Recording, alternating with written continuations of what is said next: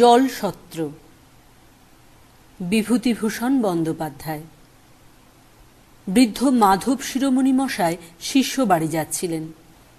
বেলা তখন 1টার কম নয়। সূর্য মাথার উপর থেকে একটু হেলে গিয়েছে। জ্যৈষ্ঠ মাসের খররৌদ্রে বালি গরম, বাতাস একেবারে আগুন। মাঠের চারিধারে কোনো দিকে কোনো সবুজ গাছপালার চিহ্ন চোখে পড়ে না। 1-8টা বাবলা গাছ যা আছে তাও পত্রহীন। মাঠের ঘাস রোদ পোড়া কটা। ব্রাহ্মণের কাপড় চোপড় গরম হাওয়ায় আগুন হয়ে উঠল, আর গায়ে রাখা যায় না। একটা আগুনের ঝলকের মতো দমকা হাওয়ায় গরম বালি উড়ে এসে তাঁর চোখে মুখে তীক্ষ্ণ হয়ে বিঁধছিল।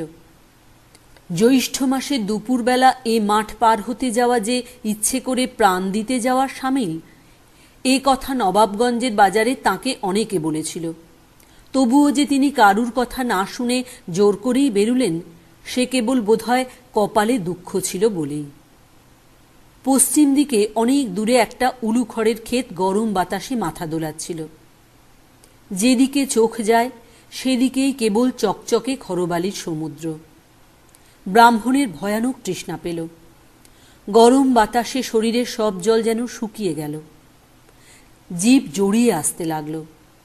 তৃষ্ণা এত বেশি হলো যে সামনে ডোবার পাতা পচা কালো জল পেলেও তা তিনি আগ্রহের সঙ্গে পান করেন। কিন্তু নবাবগঞ্জ থেকে রতনপুর পর্যন্ত 4.5 ক্রোশ বিস্তৃত এই প্রকাণ্ড মাঠটার মধ্যে যে কোথাও জল পাওয়া যায় না, তা তো তাকে কেউ কেউ বাজারেই বলেছিল। এ কষ্ট তাকে ভোগ করতেই হবে। ব্রাহ্মণ কিন্তু ক্রমেই ঘেমে নিয়ে উঠতে লাগলেন। তাঁর কান দিয়ে নাক দিয়ে নিঃশ্বাসে যেন আগুনের ঝলক বেরোতে লাগল। জিভ জোর করে চুষলেও তা থেকে আর রস পাওয়া যায় না। ধুলোর মতো শুকনো। চারিদিকে ধুধু মাঠ খররৌদ্রে যেন নাচছে। চকচকে বালিরাশি রোদ ফিরিয়ে দিচ্ছে। মাঝে মাঝে ছোট ছোট ঘূর্ণি হাওয়া গরম বালি ধুলো কুটো উড়িয়ে নাকে মুখে নিয়ে এসে ফেলছে। অসহ্য পিপাসায় তিনি চোখে ধোঁয়া ধোঁয়া দেখতে লাগলেন। মনে হতে লাগলো, একটু ঘন সবুজ মতো যদি কোনো পাতাও পাই তাহলে চুষি। জীবনে তিনি যত ঠান্ডা জল খেয়েছিলেন তা এইবার তাঁর একে একে মনে আসতে লাগল।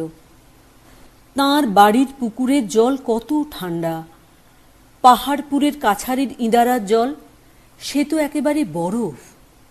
কবে তিনি শিষ্যবাড়ি গিয়েছিলেন, বৈশাখ মাসের দিন তারা তাঁকে বড় সাদা কাঁসার ঘটি করে নতুন কলসির জল খেতে দিয়েছিল। সে জল একেবারে হিম। খাবার সময় দাঁত কনকন করে। আচ্ছা, এখন যদি সেই রকম 1 ঘটি জল কেউ তাঁকে দেয়? তাঁর তৃষ্ণাটা হঠাৎ বেড়ে গিয়ে বুকের কলজে পর্যন্ত যেন শুকিয়ে উঠল। এ মাঠটাকে এ অঞ্চলে বলে কচুচুষির মাঠ। তাঁর মনে পড়ল, তিনি শুনেছিলেন এ জেলার মধ্যে এত বড় মাঠ আর নেই। আগে আগে অনেকে নাকি বৈশাখ জ্যৈষ্ঠ মাসের দুপুরে এ মাঠ পার হতে গিয়ে সত্যি সত্যি প্রাণ হারিয়েছে। গরম বালির ওপর তাদের নির্জীব দেহ লুটিয়ে পড়ে থাকতে দেখা গিয়েছে। অসহ্য জল তৃষ্ণায় তারা আর চলতে অক্ষম হয়ে গরম বালির ওপর ছটফট করে প্রাণ হারিয়েছে। সত্যিই তো, এখনো তো 2 ক্রোশ দূরে গ্রাম। যদি তিনিও... শুধু মনের জোরে তিনি পথ চলতে লাগলেন। এই পথ হাঁটার শেষে কোথায় যেন 1 ঘটি ঠান্ডা কনকনে হিম জল তাঁর জন্যে কে রেখে দিয়েছে। পথ হাঁটার বাজি জিতলে সেই জল ঘটিটাই যেন তাঁর পুরস্কার। এই ভেবেই তিনি কলের পুতুলের মতো চলছিলেন। 8 ক্রোশটাক পথ চলে উলুখড়ের বনটা ডাইনে ফেলেই দেখলেন, বোধহয় আর 8 ক্রোশ পথ দূরে একটা বড় বটগাছ। গাছটার তলায় কোনো পুকুর হয়তো থাকতে পারে, না থাকে ছায়াও তো আছে। বটতলায় পৌঁছে দেখলেন একটা জলসত্র। 4-5টা নূতন জ্বালায় জল, একপাশে একরাশি কচি ডাব, 1 ধামা ভিজে ছোলা, একটা বড় জায়গায় অনেকটা নতুন আখের গুড়, একটা ছোট ধামায় 1/2 ধামা বাতাসা।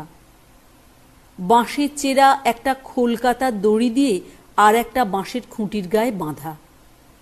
একজন জালা থেকে জল উঠিয়ে চেরা বাঁশের খোলে ঢেলে দিচ্ছে, আর লোকে বাঁশের খোলার এ মুখে অঞ্জলি পেতে জল পান করছে। গাছতলায় যারা বসেছিল ব্রাহ্মণ দেখে শিরোমণি মহাশয়কে তারা খুব খাতির করলে। একজন জিজ্ঞাসা করলে, ঠাকুর মশায়ের আগমন হচ্ছে কোথা থেকে? একজন বললে, আহা, সে কথা রাখো, বাবা ঠাকুর আগে ঠান্ডা হন। শিরোমণি মশাই যেখানে বসলেন সেখানে প্রকাণ্ড বটগাছটা প্রায় 2-3 বিঘা জমি জুড়ে আছে। হাতির শুঁড়ের মতো লম্বা লম্বা ঝুড়ি চারিদিকে নেমেছে। একজন তাকে তামাক সেজে দিয়ে একটা বটপাতা ভেঙে নিয়ে এলো নল করবার জন্যে। আহ, কি ঝিরঝিরে হাওয়া! এই অসহ্য পিপাসা ও গরমের পর এমন ঠান্ডা ঝিরঝিরে বাতাস ও তৈরি তামাকে তাঁর তৃষ্ণাও যেন অনেকটা কমে গেল। তামাক খাওয়া শেষ হলো। একজন বললে, ঠাকুর মশাই, হাত পা ধুয়ে ঠান্ডা হন, ভালো সন্দেশ আছে ব্রাহ্মণদের জন্যে আনা, সেবা করে একটু জল খান, এই রোদে এখন আর যাবেন না, বেলা পড়ুক। তারপর শিরোমণি মশাই জিজ্ঞাসা করলেন, এ জলছত্র কাদের? আজ্ঞে ওই আমডোবের বিশ্বাসদের। শ্রীমন্ত বিশ্বাস আর নিতাই বিশ্বাস নাম শুনেছেন? শিরোমণি মশাই বললেন, বিশ্বাস? সদগোপ? আগে না, কলু। সর্বনাশ! নতুন মাটির জ্বালা ভর্তি জল ও কচি ডাবের রাশি দেখে পিপাসার্ত শিরোমণি মশাই যে আনন্দ অনুভব করেছিলেন তা তাঁর এক মুহূর্তে কর্পূরের মতো উবে গেল। কলুর দেওয়া জল সত্ত্বে তিনি কি করে জল খাবেন? তিনি নিজে এবং তাঁর বংশ চিরদিন অশূদ্রে প্রতিগ্রাহী। আজ কি তিনি, ওহ, ভাগ্যে কথাটা জিজ্ঞাসা করেছিলেন, নইলে এখনই তো। শিরোমণি মশাই জিজ্ঞাসা করলেন, এ জলছত্র কতদিনের দেওয়া? তা আজ প্রায় 15-16 বছর হবে। শ্রীমন্ত বিশ্বাসের বাপ তারাচাঁদ বিশ্বাস এই জলছত্র বসিয়ে যায়। সে হয়েছিল কি বলি শুনুন, বলে লোকটা সেই কাহিনী বলতে আরম্ভ করলে। আমডোবের তারাচাঁদ বিশ্বাস যখন ছোট, 14-15 বছর বয়স, তখন তার বাপ মারা যায়। সংসারে কেবল 9-10 বছরের একটি বোন ছাড়া তারাচাঁদের আর কেউ ছিল না। ভাই বোনে মাথায় করে কলা, বেগুন, কুমড়ো এইসব হাটে বিক্রি করত। এতেই তাদের সংসার চলত। সেবার বৈশাখ মাসের মাঝামাঝি তারাচাঁদ ছোট বোনটিকে নিয়ে নবাবগঞ্জের হাটে তাল শাঁস বিক্রি করতে গিয়েছিল। ফেরার সময় তারাচাঁদ মাঠের আর কিছু ঠিক পায় না। নবাবগঞ্জ থেকে রতনপুর পর্যন্ত এই মাঠটা 4.5 ক্রোশের বেশি হবে তো কম নয়। কোথাও একটা গাছ পর্যন্ত নেই। বৈশাখ মাসে দুপুর রোদে মাঠ বেয়ে আসতে তারাচাঁদের ছোট বোনটা অবসন্ন হয়ে পড়ল। তারাচাঁদের নিজের মুখে শুনেছি ছোট বোনটি মাঠের মাঝামাঝি এসে বললে, দাদা, আমার বড় তেষ্টা পেয়েছে, জল খাবো। তারাচাঁদ তাকে বোঝালে, বললে, একটু এগিয়ে চল, রতনপুরের কৈবর্তপাড়ায় জল খাওয়াবো। সেই একটু আগিয়ে মানে 2 ক্রোশের কম নয়। আর খানিকটা এসে মেয়েটা তেষ্টায় রোদে অবসন্ন হয়ে পড়ল। বারবার বলতে লাগলো, ও দাদা, তোর 2টি পায়ে পড়ি, দে আমায় একটু জল। তারাচাঁদ তাকে কোলে তুলে নিয়ে এই বটগাছটা ছায়ায় নিয়ে এসে ফেললে। ছোট মেয়েটা তখন আর কথা বলতে পারছে না।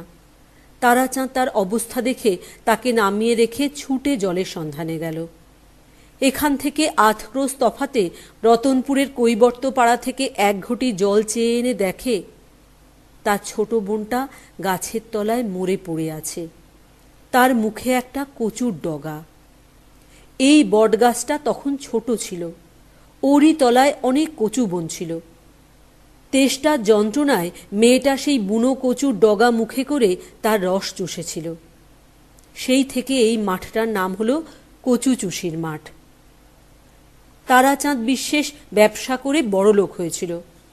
শুনেছি নাকি তার সে বোন তাকে স্বপ্নে দেখা দিয়ে বলতো, দাদা, ওই মাঠের মধ্যে সকলে জল খাবার জন্য তুই একটা জলসত্র করে দে।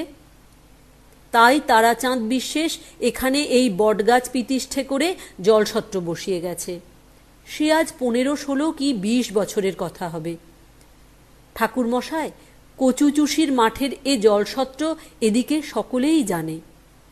বলবো কি বাবা ঠাকুর, এখনো শুনেছি যে মাঠের মধ্যে জলতেষ্টায় বেঘরে পড়ে ঘুরপাক খাচ্ছে এমন লোক নাকি কেউ কেউ দেখেছে। একটা ছোট মেয়ে মাঠের মধ্যে দাঁড়িয়ে বলছে, ওগো আমি জল দেব, তুমি আমার সঙ্গে এসো। লোকটা তার কাহিনী শেষ করলে।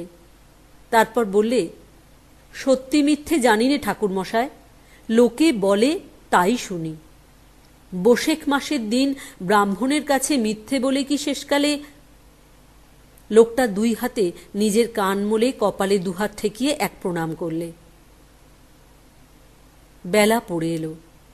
কত লোক জলসত্রে আসতে যেতে লাগলো। একজন চাষা পাশের মাঠ থেকে লাঙল ছেড়ে বটতলায় উঠল। ঘেমে সে নেয়ে উঠেছে। একটু বিশ্রাম করে সে তৃপ্তির সঙ্গে ছোলা গুড় আর জল খেয়ে বসে গল্প করতে লাগলো। এক বুড়ি অন্য গ্রাম থেকে ভিক্ষা করে ফিরছিল। গাছতলায় এসে সে ঝুলি নামিয়ে একটু জল চেয়ে নিয়ে হাত পা ধুলে। একজন বললে, আব্দুলের মা, একটা ডাব খাবা? আব্দুলের মা একগাল হেসে বললে, তা দেও দি কি মোরে, আজ একটা খাই। মরবো তো খেয়েই মরি। একজন লোক পরনে টাটকা কোরা কাপড়ের ওপর নতুন পাট ভাঙা ধপধপে সাদা টুইলের শার্ট, হাঁটু পর্যন্ত কাপড় তোলা, পায়ে এক পা ধুলো, বটতলায় এসে হতাশভাবে ধপ করে বসে পড়ল। কেউ জিজ্ঞাসা করলে, ছমিরুদ্দিন মিয়া যে, আজ ছানির দিন ছিল না? ছমিরুদ্দিন সম্পূর্ণ ভদ্রতা সঙ্গত নয় এরূপ একটি বাক্য উচ্চারণ করে ভূমিকা ফেঁদে তার মকদ্দমার একটি সংক্ষিপ্ত ইতিহাস বর্ণনা করে গেল এবং যে উকিলের হাতে তার কেস ছিল তার সম্বন্ধে এমন কতকগুলো মন্তব্য প্রকাশ করলে যে তিনি সেখানে উপস্থিত থাকলে ছমিরুদ্দির বিরুদ্ধে আর একটা কেস হতো। তারপর সে পোয়াটাক আখের গুড়ের সাহায্যে আধশের আন্দাজ ভিজে ছোলা উদরসাৎ করে এক ছিলিম তামাক খেয়ে বিদায় নিলে। ক্রমে রোদ পড়ে গেল। বৈকালের বাতাসে কাছের একটা ঝোপ থেকে ডাঁশা খেজুরের গন্ধ ভেসে আসছিল। হলুদে রঙের সোঁদালি ফুলের ঝাড় মাঠের পেছনটা আলো করেছিল। একটা পাখি আকাশ বেয়ে ডানা মেলে চলেছিল। বউ কথা কও, বউ কথা কও। শিরোমণি মশায়ের বসে বসে মনে হলো 20 বছর আগে তাঁর 8 বছরের পাগলি মেয়ে উমার মতোই ছোট একটি মেয়ে এই বটতলায় অসহ্য পিপাসায় জল অভাবে বুনো কচুর ডাঁটার কটু রস চুষেছিল। আজ তারই স্নেহ করুণা এই বিরাট বটগাছটার নিবিড় ডালপালায় বেড়ে উঠে এই জলকষ্টপীড়িত পল্লী প্রান্তরের একধারে পিপাসার্ত পথিকদের আশ্রয় তৈরি করেছে। এরই তলায় আজ 20 বছর ধরে সে মঙ্গলরূপিণী জগদ্ধাত্রীর মতো 10 হাত বাড়িয়ে প্রতি নিদাখ মধ্যাহ্নে কত পিপাসাতুর পল্লী পথিককে জল যোগাচ্ছে। চারিধারে যখন সন্ধ্যা নামে, তপ্ত মাঠ পথ যখন ছায়া শীতল হয়ে আসে, তখনই কেবল সমস্ত দিনের পরিশ্রমের পর সে সময়টি অস্ফুট জ্যোৎস্নায় শুভ্র আঁচল উড়িয়ে কোন অজ্ঞাত ঊর্ধ্বলোকে তার নিজের স্থানটিতে ফিরে চলে যায়। তার পৃথিবীর বালিকা জীবনের ইতিহাস সে ভোলেনি। যে লোকটা জল দিচ্ছিল তার নাম চিনিবাস, যাতে সদ্গোপ।